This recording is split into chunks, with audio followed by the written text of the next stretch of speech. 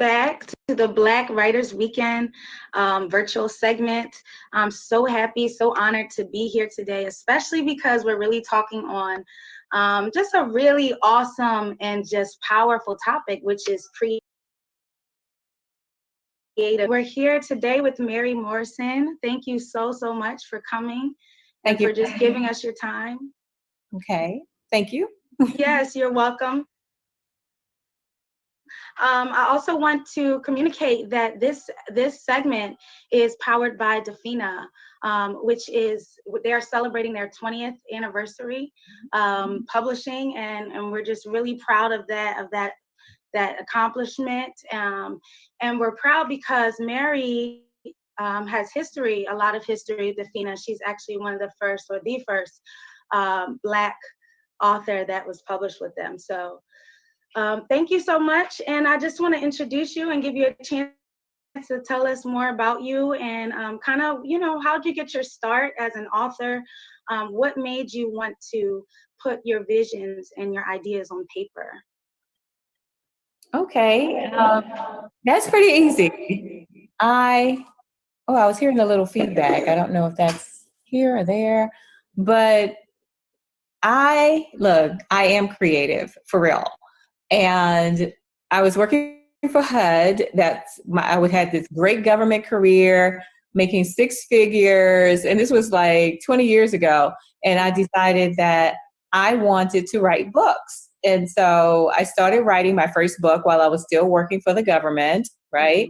Uh-huh. My website got blocked, but that's a whole nother story. Wow. If you read any of my books, you kind of know why.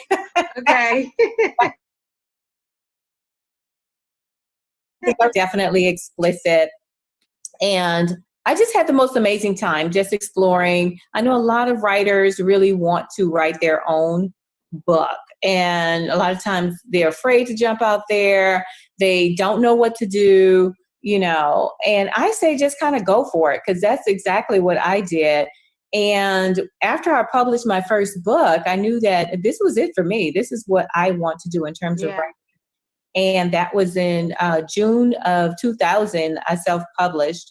Wow. And so ever since then, I've just been, I'm working on book number 30. So all the books on the shelf behind me are my books. Wow, that's so amazing. Congratulations. It's such a beauty. You need to get this painted, this little picture right here. I love your hair too, by the way. It speaks for your vibes. It's so fun and just so vibrant. Thank you. Nice. So how did you get the freedom or feel free enough to just be creative, especially in that time where being bolder or being explicit, it wasn't really accepted or, looked at as something that was good? I had to be true to me, right? And I say to every writer, just basically be true to yourself. And when you're writing, and don't feel like you have to censor for an audience. First of all, you don't even know where your audience is really at, in the bigger picture. A lot of people are like, oh, that's too explicit. You need to tone it down, And even my sister, she said, oh, you got to tone that book down. It's too much sex in it. I say, I know you like talking. You be dancing on the dinner table for your husband in a thong and some stilettos, and then invite us over for Sunday dinner. I know talking, So I found that a lot of people do things behind closed doors, but they don't want to say it, And I've always been a very free spirit. I've tried quite a few things, lots of things, even going to the pleasure stores, the toy stores. I was doing that in my teens, like my later teens, but I was still doing that because I was curious about a lot of stuff. And back then, I was raised by my great aunt. That's my grandmother's sister, just giving you the picture. Yeah. So there was a whole generation gap. I know that's right. Time on your hands and curiosity in your brain, huh? Yeah. I hear that. That's awesome. So as you begin to write and, just become more, I guess, experienced as an author, what are some of the challenges you had early on that you began to overcome, as you wrote more books and just got more into the industry? Well, early on, I don't know if it was a whole lot of challenges. I knew what I wanted to do. and I am creative. So it's like, I'm going to come up with another story and another story. And Elin Harris had written 7 books in his Basil, depending on how you pronounce the character's name, series, right? So I was like, I'm going to write 7 books. I had no rhyme or reason with Soulmates Dissipate, which is the set over here, right? All of those are Soulmates Dissipate books. My books are organized by collections. And I just decided that's what I wanted to do. So that's what I did. It wasn't really that hard. If you talk about the self-publishing, then the biggest thing with that was, as all self-published authors know, it's those damn books on it. It's like you had one suitcase for your clothes and one suitcase for your books, and you were praying to Lord up above that you didn't have to bring not one book back. If I went to Dallas, wherever I went to sign, I had all of those 3 months after I self-pubbed in June, July, August. August, they offered me the contract. I signed it in September, and I've been with them ever since. And I'm not their first Dafina author, even though I'm very like Kim Roby came before me, Kimberly Lawson Roby. Yeah. Okay, nice. That's still awesome accomplishment for both of you guys. Yeah. So tell me a little bit about that. Since you started out self-publishing, what were some of the differences? And how did it benefit you to be with a publishing company? One thing about self-publishing is that you learn the business because you have to. You learn who the distributors are. You have to get the books to them. Most of them were in New York. They had the tables where people would go up and buy our books on the table. So getting my book into like Culture Plus and A&B and Duggo, that was work, but it was well worth it. And it was well worth it because I learned the business. Signing with Kensington was just, like I said, that weight off of my shoulders, not having to drag a lug, books around, and there's one thing I wish I maybe had waited just a little bit longer, because they were my first lucrative contract for me, honey. It was enough money for me to go back to all the rest of the stuff. I hear that. Other publishers were coming to me after that, but I had already committed to Kensington, which is fine because Kensington does a great job. But a little bit of patience in this industry, and you can actually lay out all of your options and decide what you really want to do. Yeah. Yeah, nice. For people who are coming into the industry. Yeah, absolutely. And those are amazing gems. That's one thing that I hear a lot of, just controversy and confusion about when it comes to, should I self-publish? Should I publish with a company? I know authors who've done both and who love both, and then I have vice versa who prefer one over the other. So it's always interesting to hear the opinion from someone, obviously, who you slayed this author thing. Okay, I think you're definitely a legend. This is just amazing. I keep looking at your books. So when it comes to projects and your books, your storylines and things like that, have you ever taken them off of the pages? Have you ever thought about film production or anything like that in reference to your stories? I actually have. I've had a couple of opportunities along the way in terms of film and different projects, right? But here's the thing. First of all, if you don't have any money, don't talk to me. Because I know that's right. And I say that because a lot of people will come and they'll be like, oh, I want to make Soulmates Dissipate a movie. What's your budget? I said, me? Like, what's my budget? You came to me. Where's your money? Right. So that's one of those things that we as authors have to be in. A group of producers now. COVID has thrown a wrench and an interruption break in the midst of everything. I know it. Because we were just getting going. We just started going with Soulmates Dissipate as a television series. Nice. Congratulations. But we hadn't started filming yet or anything. So, now with COVID, I have a lot of sex scenes in my book, so people need to be up close and personal. Oh, yeah, for sure. Yeah. Do that. Yeah. So we're still trying to figure it out now, but it's a great team. Howard Gibson is one of the producers, and he just did Double Cross that's on UMC. That's the Urban Movie Channel. And I'm saying that so people can watch and see like the quality of what he's doing, et cetera. But I love For sure. So Thanks for sharing. That's one of the persons I'm working with the Soulmates Dissipate series. We're still working on it, season 1, but COVID has slowed things down. Yeah, absolutely. And congratulations. That's great. Because like I said, when you write books on the level that you have, it has to, we have to see some kind of motion picture, because I know.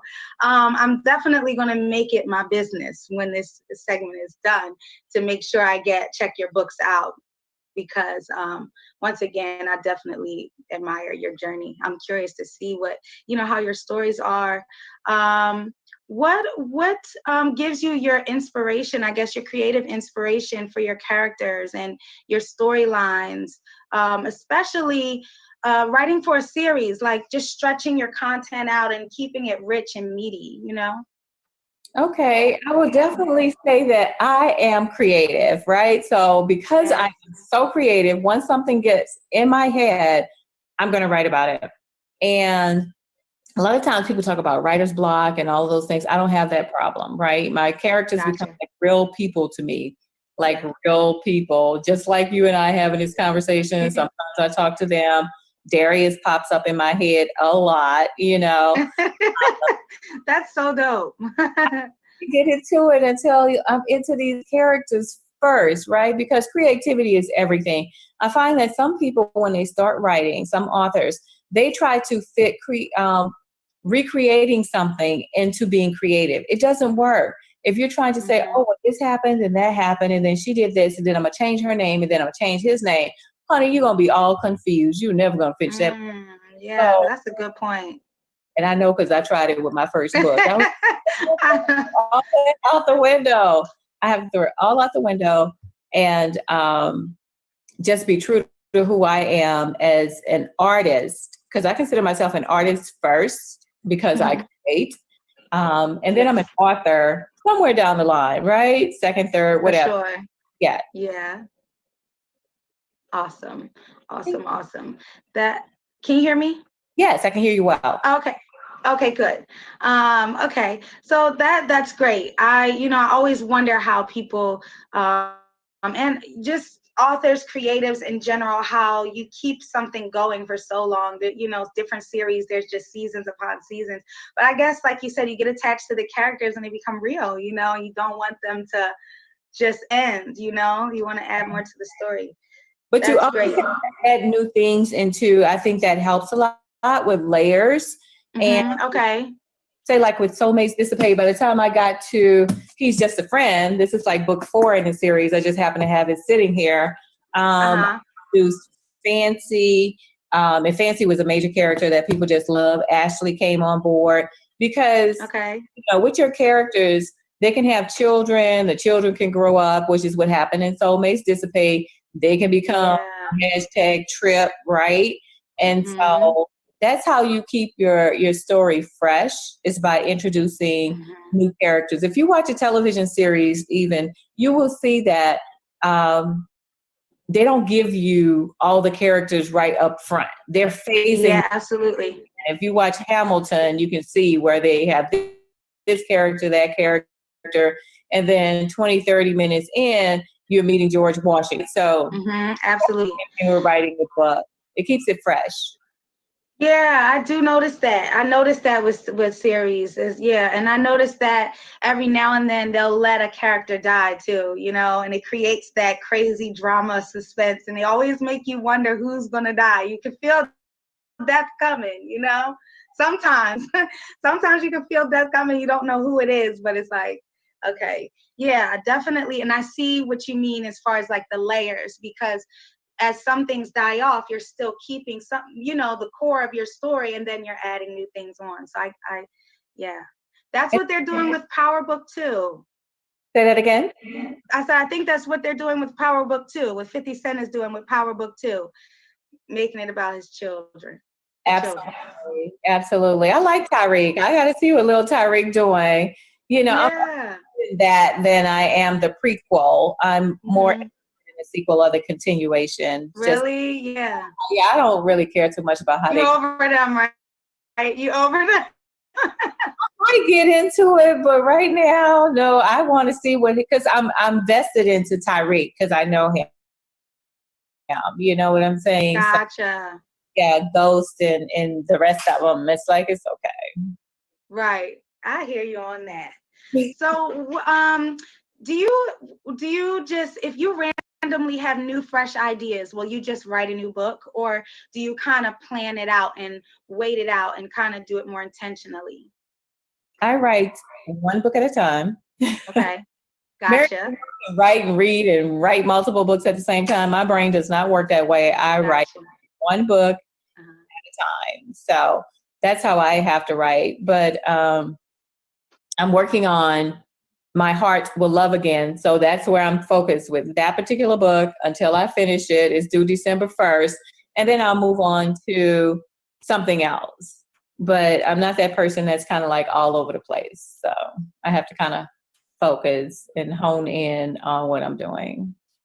Yes. Gotcha. That makes perfect sense. And with that, how would you say that you maintain just the overall lifestyle of just being a master creative? What are some of your secrets to that? Ew. You want The juice, the juice. but I don't know which one. Let me see. Basically, my mind works all the time. And a lot of times when I'm sleeping, my mind is still churning. So it's not hard for me to create something. It's very easy for me to come up with something. Putting it on paper, I work very hard at that just to make the story great or the best that I can for the reader, the person that's going to actually read the book.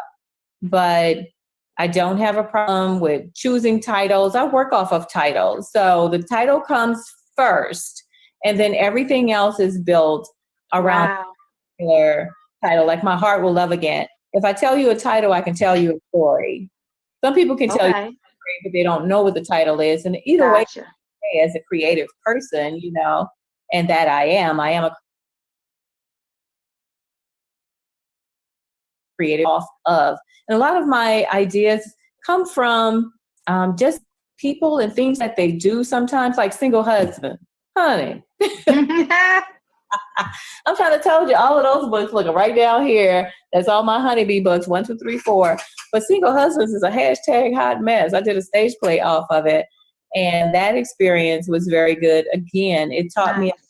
like self-publishing. I learned a lot from producing the stage play twice with my son, by the way, whom is a children's author, award-winning. Wow. Yes. Nice. Well, congratulations to you and him for that. Thank you. That's great. What have been, since we're on that topic of just great accomplishments, what have been some of your greatest? What are some of the things you're most proud of along your journey? I'm just so proud of one, the longevity in this industry and continuing to be creative and produce. I'm also excited about helping other writers who want to write. So I have a Facebook group, Mary V. Morrison's Write a Book in 90 Days Challenge. So I have a side group from that I Zoom with and talk to about doing their book, because it's like we have to bring along the other group of creative writers, and sometimes they just need a little nudging. So I am proud about that as well. I'm also Yes. proud in my personal life about the way that I've handled. A lot of people already know being diagnosed with breast cancer last year.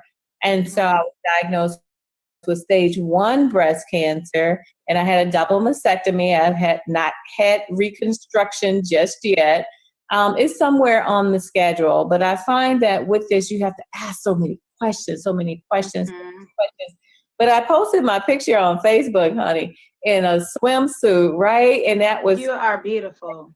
oh, I was like, because women shouldn't be embarrassed about that, right? So Right. I love being an inspiration to others. Mhm. people who are creative as well. That's really important to me. I will always do. Absolutely. And that speaks volumes for your character. You know what I mean? For it to be amongst your biggest accomplishments, to be an inspiration. You know what I mean? That speaks creative world. Would you say that you have any regrets or things that you would have done differently if you look back on your journey? Oh, that's an interesting question. Would I have done anything differently? Yeah. I don't really think that I would have. But I'm trying to think about that because I don't want to be quick to say, oh no, I'd never do anything different. Right. It's the same. That is Now, a tough question. as an artist, we also have to realize with our creativity, right? I could probably be on 40 books right now instead of 30 if I was a writeraholic, right? So Hmm. it has given me opportunity after opportunity. Oh, write this book. Oh, speed up your contract. Instead of doing a book a year for 3 years, we want you to do 3 books in 18 months. So every 6 months, we want to put out a book for you. And I'm like, okay. It still ended up being a book a year.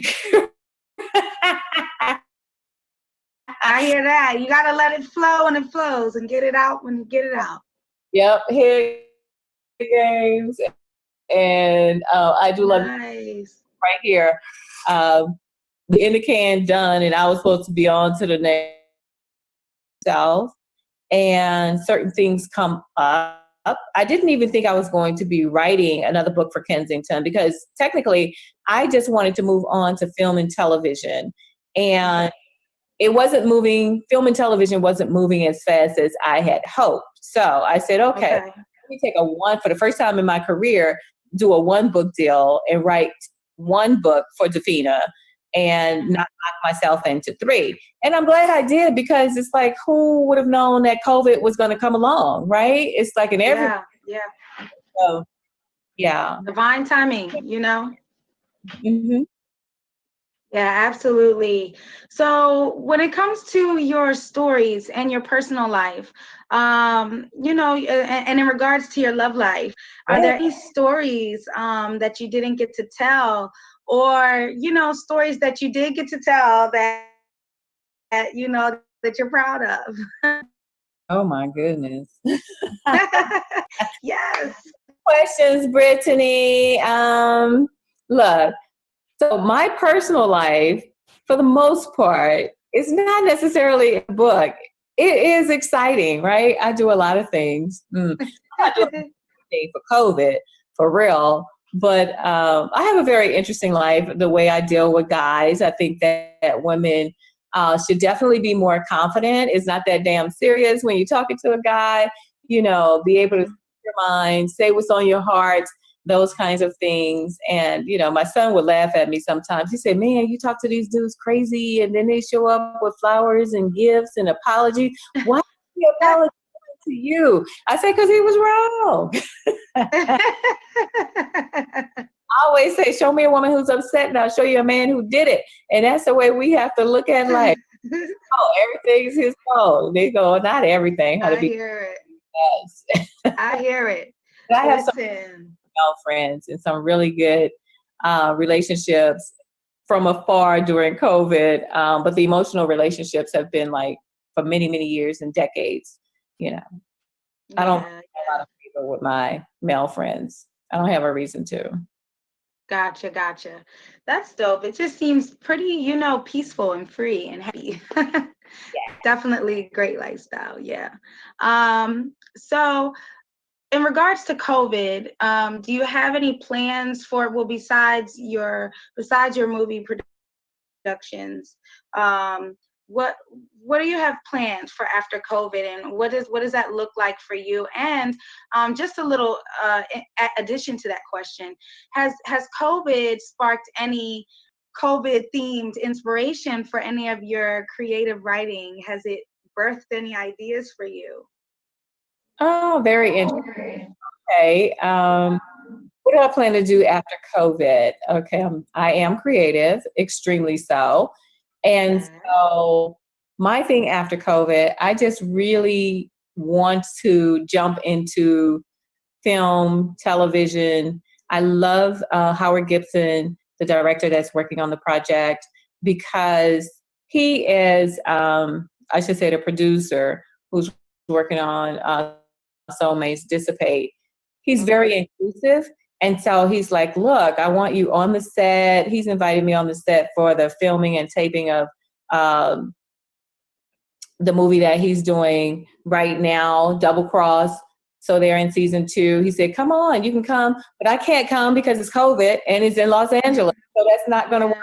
If it was right here in LA, I'm sitting still until COVID is over and done. But I'm looking forward to doing those type of things. And what I really like about him as well, meaning Howard, is he's like, do you want to direct? I'm already on an executive producer, so I don't have to worry about being the showrunner. So I'll be shadowing the showrunner for the first season, and then I'm the showrunner after that. That's important to me. Very awesome. Yeah, that's major. I'm ready to get back out there. I really am. I hear it. I know you're ready. I got a lot of girlfriends, and we like this. Yeah. So we really get it in when we get it in. So, but COVID, I'm not writing COVID thing anything right now. And the reason why is because I feel like the market is going to be oversaturated with writers trying to capture COVID. And not an upbeat time for me in my mind and my heart. And gotcha. As a writer, I just don't want to go there at all. Gotcha. Okay, I understand that, and that's definitely respectable. You know what I mean? It's a strange time, and because we don't, it's a mysterious time. We don't really know how to receive it yet, because we still don't know what it is. You know what I mean? In its entirety, we don't know what this whole thing is about right now. Right. So yeah, definitely. What kind of encouragement would you give the up and coming creative, the up and coming author, or even producer or director, someone looking to just hit the ground with their ideas and test their hand? I would definitely say to the creative writers that are out there, or the people who want to write, be true to yourself as an artist. Don't come along like, oh, well, I'm not going to write this, or I have to censor this because my mother's going to read it and stuff like that. Forget mama, forget daddy, if you are going to commit to writing a book, write the darn book, because otherwise you're cheating the reader, the audience out of you. You know, you're not giving them all of you. You're not being creative in a moment. You have to do those things. Those are very important. So just be true to yourself as an artist, because if I was worried about what other people were going to say, I would have censored and watered down Soulmates Dissipate so much that it would have been like an author who shall remain nameless. Mm-hmm. Yeah, I hear you. That the guy lifted the girl's skirt and she sat on his lap, and then it was literally the next day. I literally read that section of the book, that page, over and over. I went 2 pages before. I said, I know I missed the sex part. I know they had to have had sex. Is that it? He raised up her dress and she sat on his lap, and then now it's the next day. I was like, you need to quit. But I can tell you. Yeah, she said, let me paint that picture for them. Yes. It was a guy. I'm just going to say that. I ain't blaming that on my girls. I was like, but I can tell you right now, he writes very explicit today. So okay. So that's a testament to breaking out of that shell, I'm sure, huh? Yes. And we were like trailblazers, you know, those of us who were writing sex like way before other authors just felt free to be very detailed about it. It's kind of like being that trailblazer in that particular era in the 2000s, because people wanted it. And Black women deserve it, and Black men deserve it. We need more love stories instead of all the bang. Always got to be, you know, drug dealers with gun. And I can't. I still watch it. Don't get me wrong. I hear you. But I know what you mean. You need to add some of that substance in there. Definitely. Okay, well, I really appreciate you. I wish we could talk to you for definitely gems, for the industry and just creatives in general. So we definitely thank you. We appreciate you for coming on, and we'll definitely. For having me. Yes. Yes. Do not forget that. And I can be found on all my social media pages at Celeb Honeybee. So that's CelebHoneyB. You can follow me Facebook, Twitter, Instagram. I'm out there. And thank you, Brittany. Perfect. You're welcome. Perfect. And thank you so much. Okay.